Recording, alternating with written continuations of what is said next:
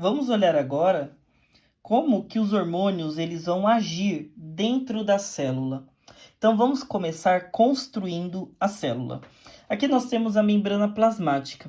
Veja bem, a membrana plasmática ela é formada por duas camadas de lipídios, ok?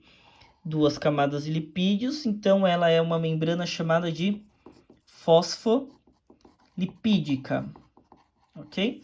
Então vamos pensar que toda a membrana plasmática é formada por esses lipídios. Então veja bem, aqui está a continuação da membrana.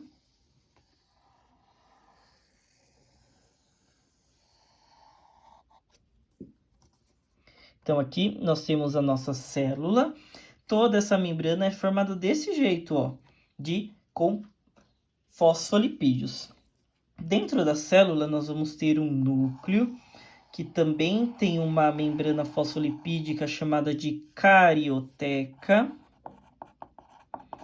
ou envoltório nuclear, e dentro deste núcleo está o DNA, certo? O material genético da célula.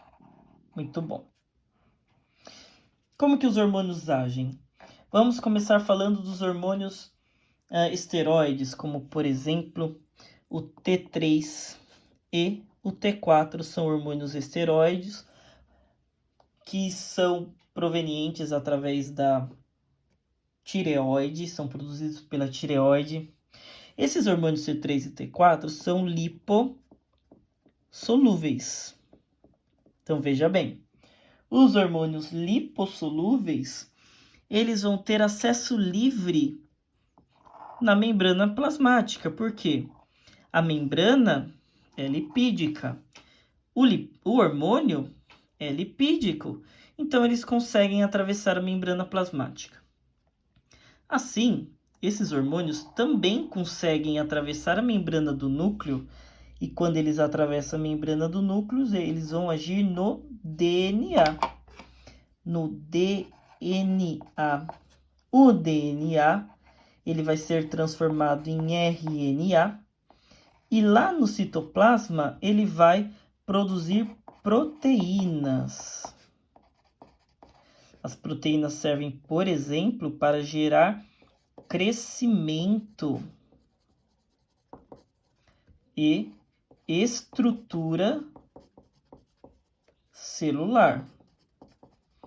Então, quando o T3 e o T4 atravessam a membrana plasmática livremente, atravessam a carioteca livremente e agem no DNA, esse hormônio permite que o RNA produza muitas proteínas. Então, aumenta a presença deste hormônio esteroide, aumenta a produção de proteínas na célula. Logo, a célula consegue, por exemplo, crescer mais e ter uma estrutura celular mais robusta.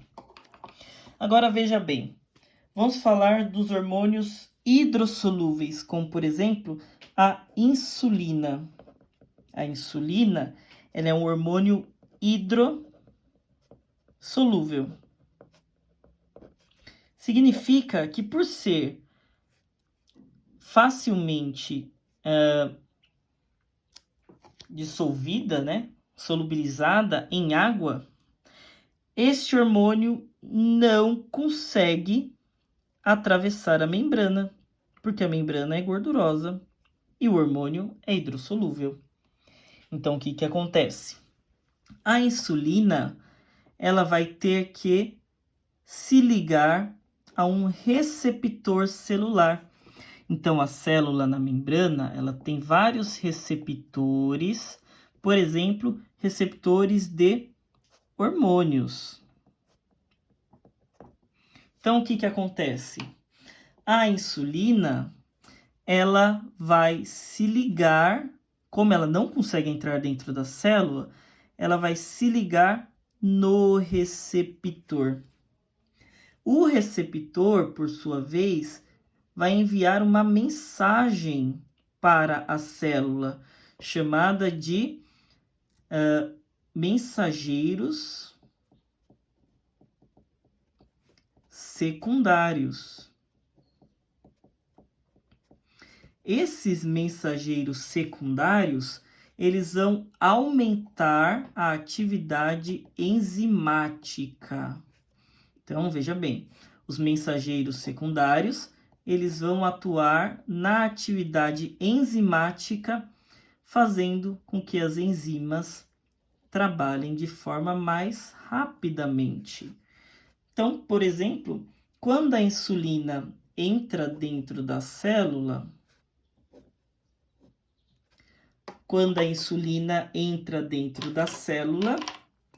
ela vai ativar, através de mensageiros secundários, um canal chamado de GLUT4. Este canal chamado GLUT4 permite que a molécula de glicose entre. Por quê? Porque quando a insulina, veja bem, quando a insulina se liga no receptor dos hormônios, vai ser liberado um mensageiro secundário que vai ativar uma proteína de canal chamado GLUT4, e isso permite que a glicose entre para dentro da célula. Ok? Então, a função dos dos hormônios na célula existem de duas formas. A primeira, os hormônios lipossolúveis atravessam facilmente a membrana, facilmente a carioteca, agem no DNA. Isso vai fazer com que a célula produza muitas proteínas, enquanto os hormônios hidrossolúveis, como a insulina, não conseguem entrar dentro da célula. Então, eles vão agir nos receptores de hormônios, que vão liberar um mensageiro secundário, que vão, por exemplo, aumentar a função das enzimas, acelerando o processo enzimático. Ou então, por exemplo, no caso da insulina, vai ser enviado um mensageiro secundário que irá abrir os canais, as proteínas de canais de glicose chamados de GLUT4, permitindo que a glicose entre dentro da célula. E aí o que vai acontecer? Essa glicose, ela vai ser utilizada lá na mitocôndria.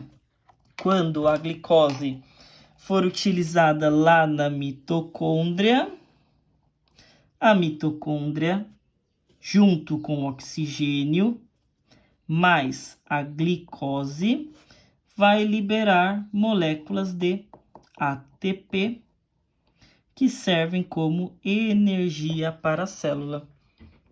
Ok? Então, esta é a forma que os hormônios agem dentro da célula.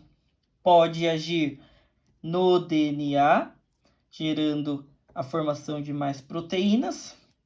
Podem agir como em receptores de hormônios, gerando o aumento da produção enzimática. Ou podem agir também nos receptores de hormônios, aumentando a permeabilidade da célula para alguma molécula importante, como a glicose, que vai ser utilizada pela mitocôndria para gerar, no fim das contas, energia para a célula. Ok?